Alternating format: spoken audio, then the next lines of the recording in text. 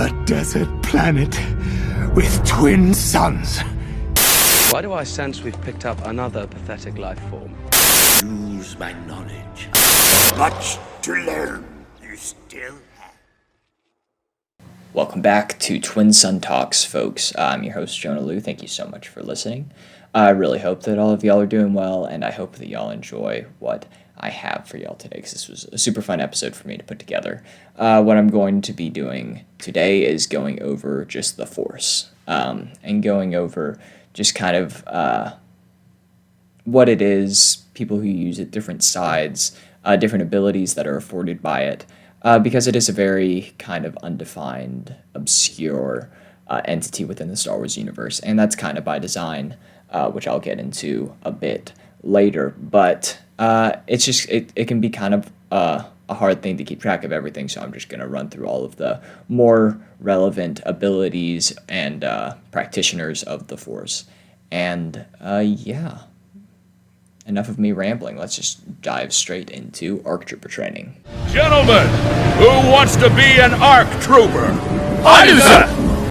Let's get straight into this. So today I'm going to be talking about the Force, and what I'm going to start with is a quote talking about the Force from the Star Wars book, which is one of my favorite source materials. That's the title of the book, is The Star Wars Book, and it's a very comprehensive guide to Star Wars all the way through Episode 9, including all the TV shows and all that stuff. I don't think The Mandalorian Season 2 is included in this, but I think everything up until Mandalorian Season 1 is included within this book, and it's super, super awesome, and I use it for helping me research this podcast a lot. So I'm just going to read off just the little synopsis of the Force from the Star Wars book, and what it says is, the mystical energy field known as the Force surrounds the galaxy, binding all living things together. It is enigmatic to some, fascinating to others, and mythological to much of the galaxy. The greatest mysteries of the Force continue to challenge, elude, and confound those who study it, whether they align themselves with the light or dark. And the first mention of the Force that we hear, or not the first mention, but the first kind of definition of the Force that we get, is from Obi-Wan Kenobi in Episode 4, and he says, the Force is what gives a Jedi his power. It is an energy field created by all living things. It surrounds us and penetrates us. It binds the galaxy together. So from those two kind of little synopses or definitions, the Force is kind of an unknown energy field that exists within the Star Wars galaxy, and it is kind of a current created by life that also binds all living things together. So, as I've said in previous episodes about the Jedi and the Sith, the Force, as it was studied, was split into two distinct parts, which was the light side, the Ashla, and the dark side, which is the Bogan. And so people that studied the light side were organizations like the Jedi, religions like the Jedi, or people that studied the dark were the Sith. And that's kind of the more mainstream organizations that we see wielding the Force within the Star Wars universe. But as I'll get into later, there are others. Other things that we know about the Force. It is, well, some people don't enjoy this all that much, but in Episode 1, The Phantom Menace, Qui-Gon explains to Anakin Skywalker that there are these things called midichlorians, and what midichlorians are essentially microscopic organelles that assist in attunement with the Force. And so, that being said, powerful Force users tended to have higher midichlorian counts. And that being said, I keep saying that, and I know that I'm sure that that's annoying to some of y'all, but I don't think I can stop saying it. So, there. But all that said, if the mitochondria are the powerhouse of the cell, then the midichlorians are the powerhouse of the Force. That's a great way to remember that if you ever take a biology class and they ask what's the powerhouse of the cell, you can say that. You can say, well, mitochondria are the powerhouse of the cell, but did you know that midichlorians are the powerhouse of the Force? And you might get made fun of, but that's okay. So with that in mind about midichlorians, that means that really anybody can use the Force if they train enough. That doesn't mean that they are Force sensitive. A midichlorian count has to reach a certain threshold in order for a being to be considered Force sensitive. But the fact that they exist, and they exist in all living things, means that with possibly like just an impossible amount of training, but everybody has a certain potential to wield the Force. So since midichlorians don't just like I said, midichlorians exist in all beings, but they only determine the overall potential for a being to wield the Force. So this theory comes from Star Wars Theory's channel. He's a great Star Wars YouTuber. He's the biggest Star Wars YouTuber. He definitely doesn't need me to kind of give him a shout out, but he is my source material for a lot of these things. He was kind of part of what drove me to make this podcast, just because he's such a staple in the Star Wars community, and I really respect him and admire him. It's my goal to have him on this podcast at some point. I've tried reaching out to him, and I'm just such a small thing that he hasn't really noticed me. But he's a super cool guy. I would highly recommend going to check him out. Don't forget about me. He knows a lot more about Star Wars than I do. But don't forget about me. Don't just like go to him for everything. No, you stick to your roots, which is me. Yeah, I'm not perfect, but I get the job done. But also, definitely go check out Star Wars Theory, because he's amazing. But he did this video about how George Lucas is actually the one who made the assertion that anybody can use the Force as long as they train enough. And this idea is kind of shown by the fact that Obi-Wan Kenobi, who was one of the most renowned Jedi in the Order at the time of the Clone Wars, was not innately Force sensitive, or at least not to the degree that most of his peers were. And so he had to train extra hard in order to become a master, and he actually ended up on the High Council. And then Anakin Skywalker has the highest ever recorded midichlorian count, and therefore has the greatest potential. So it's not like Harry Potter, where muggles just don't have the potential to use magic. It's more just like some people are more capable of doing so, and therefore they might it might be easier for them to train. They might get discouraged a little less easily. But I just think that that's a super cool concept, that pretty much anybody can use the Force if they really, really train to. It just might be kind of take an impossible amount of time for certain creatures or characters to achieve that level of discipline. So, kind of in the same vein as Anakin having the highest ever midichlorian count, let me talk to you about the Chosen One. So I'm going to read word for word the prophecy of the Chosen One as found in the book Master and Apprentice. This is a great book following Obi-Wan Kenobi and Qui-Gon Jinn before the Phantom Menace. It's a super cool book. I really enjoyed reading it. And essentially what this prophecy says is, only through the sacrifice of many Jedi will the Order cleanse the sin done to the Nameless. The danger of the past is not past, but sleeps in an egg. When the egg cracks, it will threaten the galaxy entire. When the Force itself sickens, past and future must split and combine. A chosen one shall come, born of no father, and through him will ultimate balance in the Force be restored.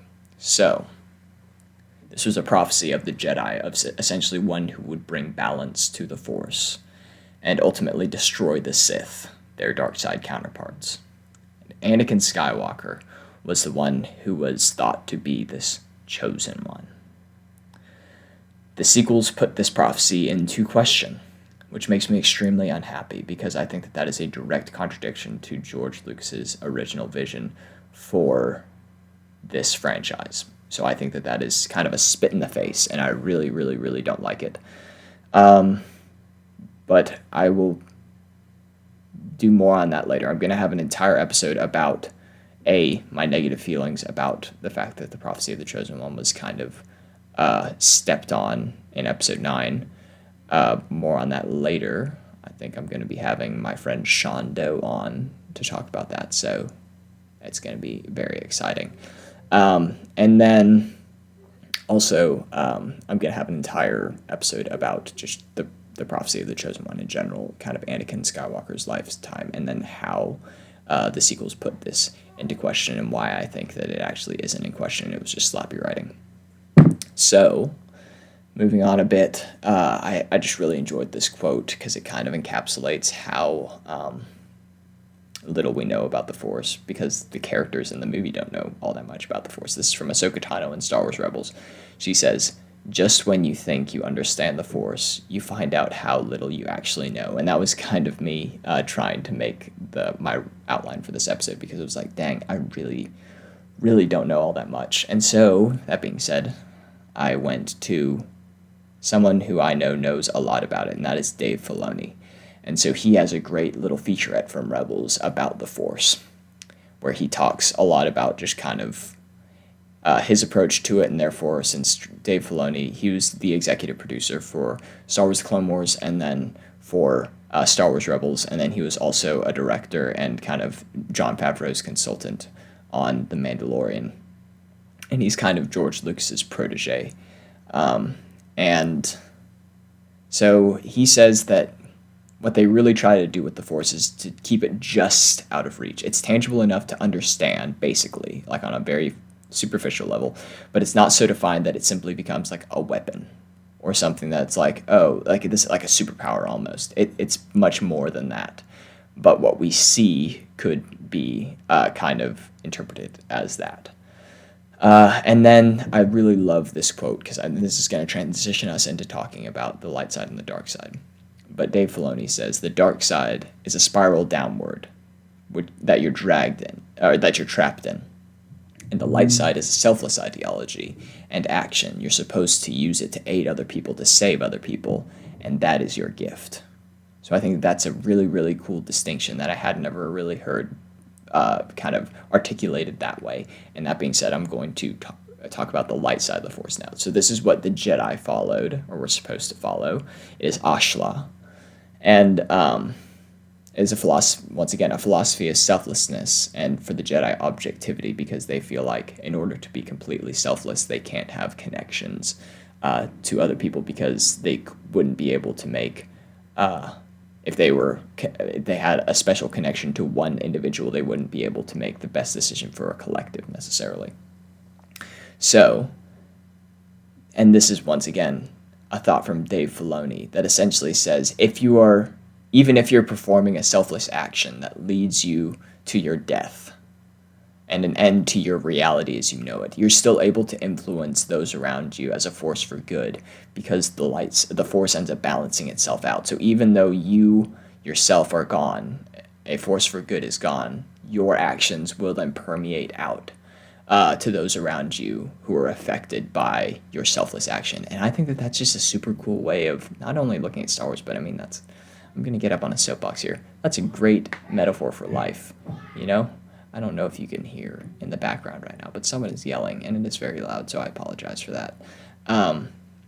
It's just when I'm going over some deep philosophical stuff, but essentially the thought is that selfless action breeds good all around you, because it's not self-obsessed. It is for the greater good of those around you rather than the greater good of yourself. So I just think that that's a super cool way of looking at this, but also looking at life. Looking into some light side abilities, I kind of touched on these in my episode about the Jedi, but they have telepathy, the ability to kind of read minds, telekinesis, the ability to move things with their minds, precognition, they can see things before they happen, enhanced reflexes, they can move faster, they can think faster, and persuasion, Jedi mind tricks. These are not the droids you're looking for. Kind of wave their hand in front of a weak-minded individual, and then they are able to kind of sway them to their own will. Moving into some more, those are all also available to dark side users. Those are kind of general Force abilities, and there are obviously more, but these are kind of the most basic ones. In the movies, we see Force healing, essentially channeling the living Force in order to heal a wound. And we see Rey do this in Rise of Skywalker, and we see Baby Yoda aka Grogu, do this in The Mandalorian. So, a lot of people didn't love this because it was kind of like, well, why didn't people force heal like all the time? Why were Jedi ever killed? Why couldn't they just always bring someone back? And I think it has something to do with just, I honestly don't know, because if it was just in Rise of Skywalker, it was like, oh, it's something to do with the Force dyad between Rey and Kylo Ren. But since Baby Yoda does it as well, and Rey does it to the snake, I don't really know. Like, there's a lot of kind of gray area, but that is a light side ability because it is a selfless act. Battle meditation is essentially where a Jedi would meditate during a conflict, and they were able to turn the tide of that conflict by affecting both sides. They would increase morale on their side and kind of put seeds of doubt in their enemy, which is super, super interesting. Doppelganger. Hey, any of y'all Last Jedi haters out there? I also don't like The Last Jedi all that much, but any of y'all saying that Luke Skywalker has like a new ability that has never been seen before, that is not true, because I'm getting this information from the Jedi Path, which is a Legends book that was released before The Last Jedi came out. And essentially what Doppelganger is the ability to create a force projection of oneself or an object that is so real and is actually tangible to those around you. So it's essentially a way of deceiving people around you, and that's what Luke Skywalker does in The Last Jedi. We also have Electric Judgment, which is the light side equivalent to Force Lightning. I went over that in a while back. I think that was in my Jedi episode. It's essentially green Force Lightning that wasn't quite as potent as Sith Force Lightning, but still immobilizing and effective in taking down an opponent. Then we have Tuta Minis, which is really cool. It is energy absorption. This isn't technically specifically light side, but I've really only seen light side people do this.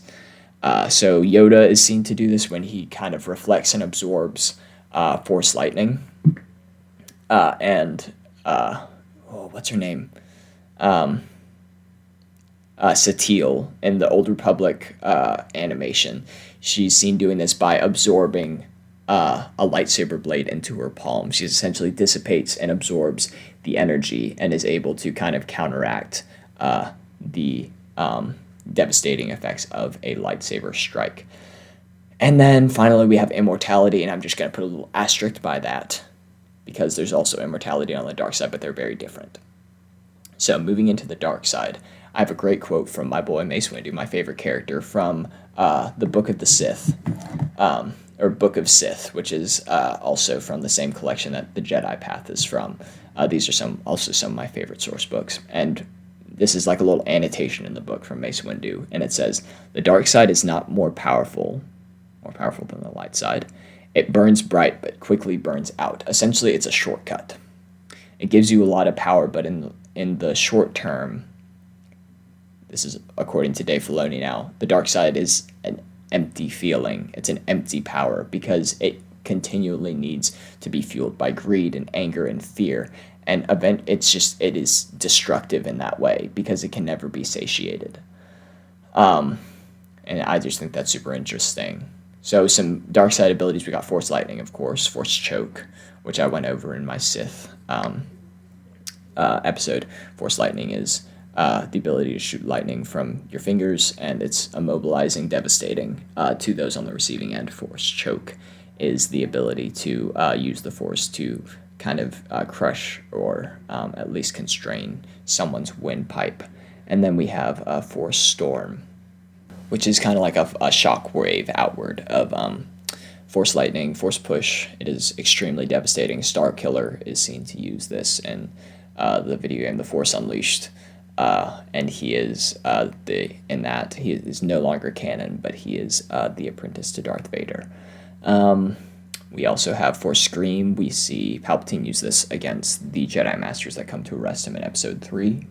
And essentially it is meant to immobilize your opponents in fear. It's a bone-chilling cry that is so powerful that it essentially immobilizes your opponents so that you can get the upper hand. We have Force Drain, which we see Darth Nihilus use in Legends. And essentially what that is the ability to drain a Force essence out of, or a life essence out of a person. It's kind of like a Dementor, but in Star Wars. Once again, Harry Potter reference. I got a lot of those today.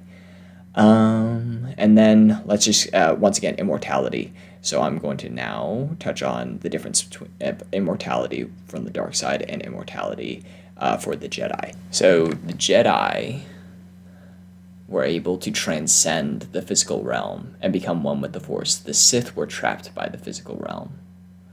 And so I think that the best way to kind of illustrate this is the fact that Jedi were able to become Force ghosts. Only in very specific instances were Sith able to become Force ghosts, but for the most part, how we see Sith preserve their lives are just being so angry that they can't die. And this is seen in Darth Sion as well as Darth Maul, where Darth Sion had such a burning rage that he was literally just too angry to die, and eventually he was convinced to let go of that anger, and he eventually passed. But that was kind of his thing, was he was too angry to die. Darth Maul was fueled by this burning hatred for Obi-Wan Kenobi and the Jedi that he was able to survive being cut in half, which is such a sad way to live. Like, your anger is the only thing that's keeping you alive, which I think is just, it sounds empty and painful. Whereas with Jedi, once they can achieve full, essentially, they can, there's a certain amount of training that goes into this, as we see in the Clone Wars, where Qui-Gon had incomplete training, but was still able to communicate with the physical world. And then eventually we see Yoda and Obi-Wan are able to become Force ghosts and interact with the physical world even after they passed away into the Force. And so that's kind of, I feel like that might have been a bit rambly and circular and inarticulate, but if y'all want me to go into that a little bit more, I definitely can do that. So now we go into some other entities that also use the Force. So first off, we have Bendu. He's from Star Wars Rebels, so if you haven't watched that, then you don't know who that is. But he is the one in the middle, as he calls himself. He lives on Atollon, and he's a super, super cool individual who he's kind of like one with his environment, but he's super wise, and he has a lot of knowledge that he imparts onto the characters in Rebels, and I won't go too much further into that, but he refuses to take a side in conflict because he is essentially the center of the Force. He represents the center. Then we have Mortis. So this is a super, super interesting bit of lore from the Clone Wars, and I'm going to have an entire episode over these characters, but there are three beings in this realm called Mortis. And it is the father, who represents the middle, the son, who represents the dark, and the daughter that represents the light. And they all kind of balance each other out. But then we go on an adventure with Obi-Wan, Anakin, and Ahsoka in the Clone Wars that kind of sees the conflict between all of them and dives deeper into kind of the motivations and the different characterizations of each of those characters. And it's super cool. I won't go into any more of that now. I'll save that for a later episode. Next, we have Grey Jedi. They kind of walk in the middle between the light and the dark side. They are seen as a threat by the Jedi because they make compromises and they cut corners, according to the Jedi, and they don't listen to the Council. They kind of saw Qui-Gon Jinn as one, and they see them as dangerous because essentially they think that Grey Jedi make the assumption that their experience makes them authorities on policy and essentially gives them the authority to make decisions for the greater good of everybody else rather than adhering to a strict code like the Jedi do. And I can go over Grey Jedi a little more in depth. They're super interesting to me. I actually made an entire mini-series surrounding the idea of Grey Jedi. It never came to light, but I am working on a book about them. It's been in the working for a long time now, but if that's something that y'all are interested in, let me know, and I can kind of try to incorporate that into this podcast a little bit. Moving on, we got Dark Jedi. They're kind of like Grey Jedi, but they tend more towards the dark side. They're not as fully immersed in the dark side as Sith, but they have definitely lost their way and no longer serve the light side of the Force like Jedi do. Then we have Night Sisters, which is a clan of witches that are native to the planet Dathomir, and they use their connection to the Force to produce magics that kind of transform reality. They're super cool. They're in the Clone Wars. If you want to learn more about them, go check out the episodes that they're in there. Lastly, we have the Wills, which are very loosely defined within the Star Wars galaxy, but they're kind of a monastic group of Force wielders that were originally intended to be kind of the tellers of the Star Wars story. It was going to be from their perspective. They were going to be experiencing the events of Star Wars from a distance. So this is one bit of lore. Qui-Gon was actually taught the secret to immortality by a shaman of the Wills. His training was incomplete by the time he passed, so he wasn't able to physically manifest himself, but he was able to speak and commune with Yoda after he passed. Force priestesses in the Clone Wars are the ones that kind of talk with Yoda whenever he goes to the Force planet to start his training. And I assume that they are members of the Wills as well, who have learned the secret to immortality. And then Guardians of the Wills are mentioned on Jeddah in Rogue One by Chirrut. I never know how to pronounce his name. He's the blind guy. But I think that the Wills are super, super interesting, and I hope that they get expounded upon a bit more later. That being said, I have some thoughts on them and how they could have been incorporated into the sequel trilogy, which I will go over in another episode eventually. I'm not entirely sure when I will, but I might have a couple episodes where I go through, if I was in charge of the sequels, how would I have done it? Okay, that is all I have on my episode on the Force. This was a very basic run through of kind of hitting the most important points just to orient y'all to this mystical energy field. And if y'all want me to go into more in depth into any of these concepts, feel free to email me, twinsuntalks@gmail.com. Slide into my DMs at twinsuntalks on Instagram. Just let me know, and I can definitely do more. But this is just kind of a starting point for y'all. And speaking of more, it wouldn't be a proper episode if I didn't leave you with a little bit more.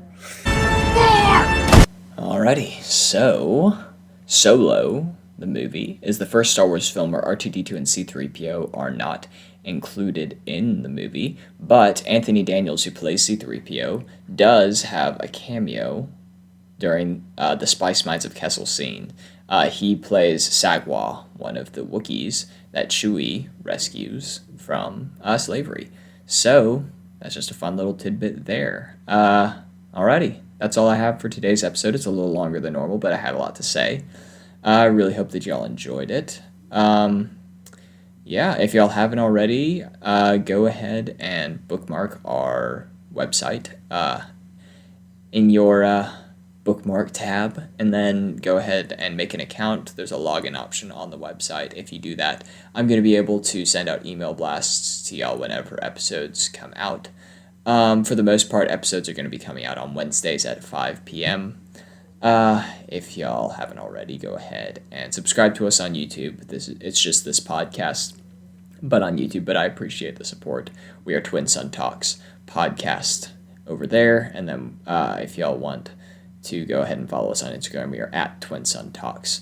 Thank y'all so much for listening. If this was y'all's first time listening, I really hope that y'all enjoyed it and that y'all stick around. We got a lot of great content to throw at y'all, but that's all I have for today. May the Force be with you. I'm doing this out of order. 1 second. You taking your first steps into a larger world. May the Force be with you, and I will see y'all in the next episode. Bye, friends.